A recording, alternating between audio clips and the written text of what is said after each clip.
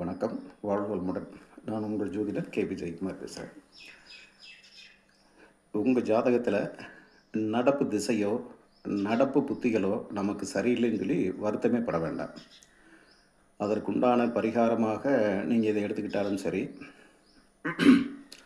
அதற்குண்டான தீர்வு மிக எளிய வகையில் சொல்லக்கூடிய விஷயம் என்னென்னா, நாம் வசிக்கக்கூடிய பகுதி பக்கத்தில் இருக்கக்கூடிய மலைப்பிரதேசத்தில் உள்ள பாழடைந்த மண்டபம் உள்ள ஒரு கோவிலோ அல்ல தரையில் உள்ள ஒரு பாழடைந்த மண்டபம் உள்ள கோவிலோ, பொதுவாக சொல்ல போனோம்னா நம்ம ஊருக்கு பக்கத்துலனாலும் உங்களுக்கு தெரிந்து அடுத்த ஊராக இருந்தாலும் பரவாயில்ல, அங்கே இருக்கக்கூடிய பாழடைந்த கோவிலுக்கு நீங்கள் சென்று அங்கே புலவாரப்பணி, அதாவது கொஞ்சம் கூட்டி கட்டி சுத்தம் பண்ணி செஞ்சுட்டு, கர்ப்ப கிரகம் அங்கே இருக்க விக்கிரகத்துக்கு நீங்கள் தாராளமாக உள்ளே போகலாம். போயிட்டு சிவன் கோவிலாக இருந்தால் திங்கள் கிழமையும், பெருமாள் கோவிலாக இருந்துச்சு அப்படின்னா புதனோ அல்லது சனிக்கிழமை அன்றோ, இல்லை ஒரு அம்பாள் அப்படி சொல்லி கோவில் இருக்குது அப்படின்னா செவ்வாய் வெள்ளி இந்த நாட்களில் சென்றுட்டு அங்கே அந்த பகுதியை சுத்தம் பண்ணிவிட்டு சுவாமியை நல்லா குளிப்பாட்டிட்டு, உங்களுக்கு தெரிந்த அளவில் ஒரு சந்தனம் குங்குமம் போட்டு வச்சுட்டு கூட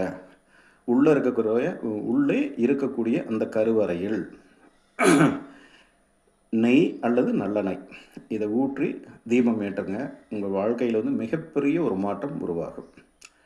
நம்ம ஜோதிடர்கிட்ட போய் அதுவா இதுவா நடப்பு திசை சரியில்லையே, எனக்கு 3ஆம் திசை ஓடிக்கிட்டு இருக்கு, 6ஆம் திசை ஓடுது, 8ஆம் திசை ஓடுது, 12ஆம் திசை ஓடுது, புத்திகளும் அந்த மாதிரி போகுது, இந்த குழப்பங்களுக்கு ஒரு அருமையான ஒரு தீர்வு இது நமக்கு கிடைக்கும்.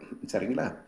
அப்படிப்பட்ட அந்த கோயிலுக்கு சென்று நீங்கள் வழிபாடு பண்ணும்போது மென்மேலும் மென்மேலும் சிறப்பாக இருப்பீர்கள். அது நீங்கள் அந்த விளக்கு போட்டு பாருங்கள், கட்டாயம் ஒரு 48 நாள் முதல் கொண்டு நமக்கு அந்த ஒரு டிஃப்ரெண்ட் தெரியும். சரிங்களா? அதை கொஞ்சம் செய்து பயனடையுமாறு அன்போடு கேட்டுக்கொள்கின்றேன். வாழ்க வளமுடன்.